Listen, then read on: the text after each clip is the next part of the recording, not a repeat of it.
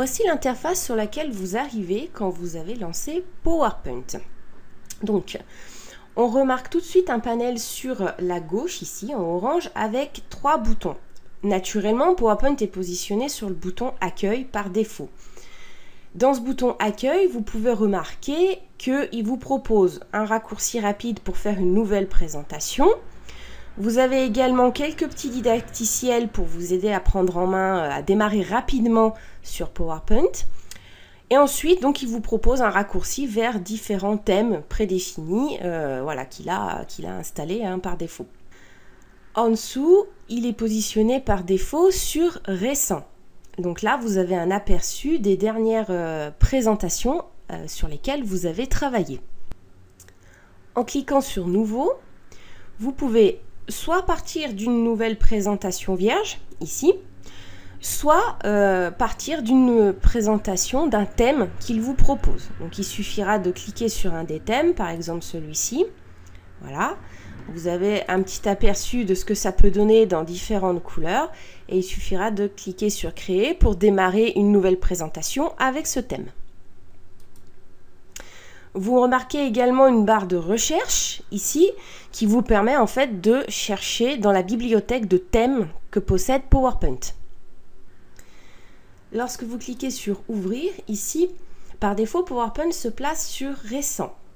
Il faut savoir qu'il garde en mémoire les noms des 25 derniers fichiers que vous avez ouverts.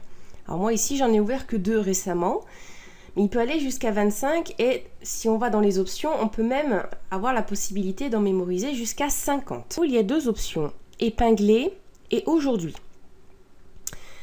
Si vous sélectionnez une des présentations, par exemple la première, ici, et que vous cliquez sur la petite punaise là au bout, hop, par défaut, il va épingler cette présentation dans la rubrique épingler. Il suffira de recliquer sur la punaise ici pour le remettre dans la liste aujourd'hui. C'est très pratique si par exemple vous avez une présentation sur laquelle vous travaillez souvent, que vous rouvrez souvent. N'hésitez pas à l'épingler en tête de liste, comme ça vous pourrez la trouver plus facilement. Ensuite, vous avez l'option « Partager avec moi ».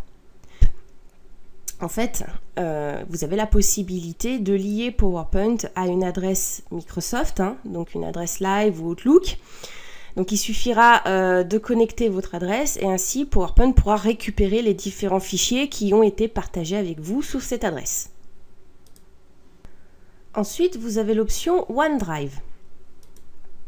Donc on peut ouvrir un document depuis OneDrive. Alors qu'est-ce que c'est que OneDrive?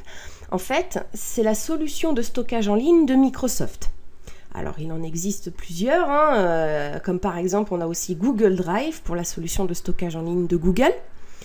Et en fait donc il s'agit d'un stockage de fichiers virtuels auquel on peut accéder à tout moment quand on est connecté à Internet. Il va falloir, si vous voulez utiliser cet emplacement avec PowerPoint, connecter votre OneDrive à PowerPoint. Donc là, il vous propose la procédure ici pour le faire. Donc là, par exemple, si je clique sur « Se connecter », voilà. Donc il va me demander de connecter mon adresse. Hop. Donc je vais taper mon adresse.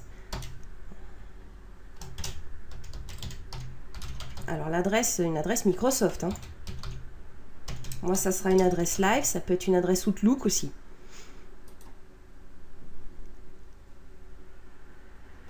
Avec le mot de passe.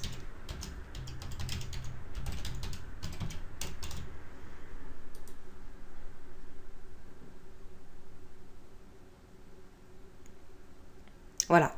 Et là, on voit qu'il a récupéré les différentes présentations que je peux avoir dans le Drive. Si je retrouve sur le Drive ici, voilà, il m'a récupéré tous les dossiers que j'avais sur mon Drive en ligne.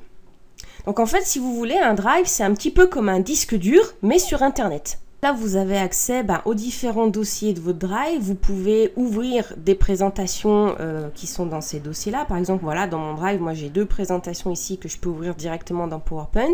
Et à l'inverse, vous pouvez enregistrer aussi directement dans le Drive. C'est très pratique quand on a un Drive d'équipe où on partage des documents en commun, voire même qu'on utilise, on modifie des documents en commun. Du coup, maintenant que j'ai connecté mon adresse, si je reviens sur partager avec moi, vous voyez qu'il a récupéré tous les PowerPoint qui ont été partagés avec moi sur mon adresse live, sur l'adresse Microsoft. Donc si je continue les emplacements, nous avons aussi ce PC. Donc là, il s'agit de votre ordinateur, hein. Donc là, en fait, tout simplement, vous retrouvez les dossiers sur lesquels vous avez souvent ouvert des présentations de votre ordinateur. Là, par exemple, mes documents, par défaut. Vous avez également la possibilité d'ouvrir, d'ajouter un nouvel emplacement. Par exemple, une clé USB ou un disque dur que vous branchez souvent et qui est un emplacement sur lequel vous ouvrez, vous enregistrez des dossiers.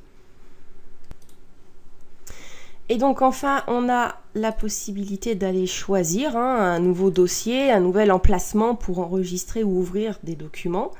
Donc là, carrément, on a la fenêtre de dialogue Windows, hein, parce que moi je suis sous Windows, donc qui s'ouvre pour pouvoir choisir l'emplacement d'un nouveau dossier.